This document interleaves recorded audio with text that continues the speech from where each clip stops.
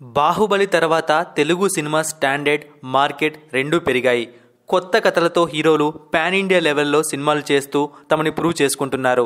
సరైన కథ పడితే అన్ని భాషలలో సత్తా చూపిస్తున్నారు. ఇప్పటికే ప్రభాస్, రామ్ చరణ్, అల్లు అర్జున్, తారక్ లాంటి స్టార్ హీరోలు ఇండియన్ మార్కెట్లో ప్రభావవంతమైన నటులుగా మారిపోయారు. ఈ ఏడాది వీరందరి నుంచి పాన్ ఇండియా సినిమాలు రాబోతున్నాయి. వీరికి అదనంగా పవర్ స్టార్ పవన్ కళ్యాణ్ కూడా జత కలిశారు. అంటే తెలుగు నుంచి ఈ ఏడాది 5 స్టార్స్ పాన్ ఇండియా సినిమాలతో థియేటర్స్లోకి రాబోతున్నారు. ఈ సినిమాలన్నీ దేనికవే ప్రత్యేకమైనవి కావడం విశేషం. వీటిలో 4 పాన్ ఇండియా సినిమాలకి సంబంధించిన ఫస్ట్ గ్లింప్స్లు వచ్చేశాయి. తాజాగా జూనియర్ ఎన్టీఆర్ దేవర మూవీ గ్లింప్స్ని మేకర్స్ రిలీజ్ చేశారు. ఈ గ్లింప్స్ బట్టి కంటెంట్ ఎంత పవర్ఫుల్గా ఉండబోతోందో అనేది స్పష్టమవుతోంది. ఎర్ర సముద్రంపై దోపిడీ దొంగల్ని దేవర ఎలా అడ్డుకున్నాడు అనేదే మెయిన్ పాయింట్గా గ్లింప్స్ బట్టి తెలుస్తోంది.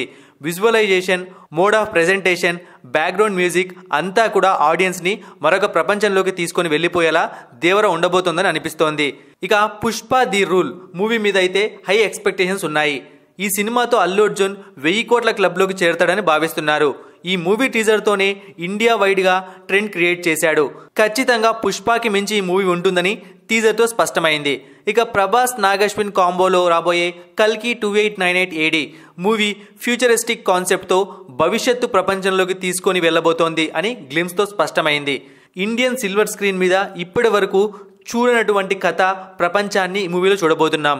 ఇక పవర్ స్టార్ పవన్ కళ్యాణ్, సుజిత్ దర్శకత్వంలో ఓజీతో రాబోతున్నారు. ఈ మూవీ గ్లింప్స్ కూడా నెక్స్ట్ లెవెల్లో ఉంది. గ్యాంగ్స్టర్ ఓజాస్ గంభీరంగా పవర్ విధ్వంసం చూడటం ఖాయంగా కనిపిస్తోంది.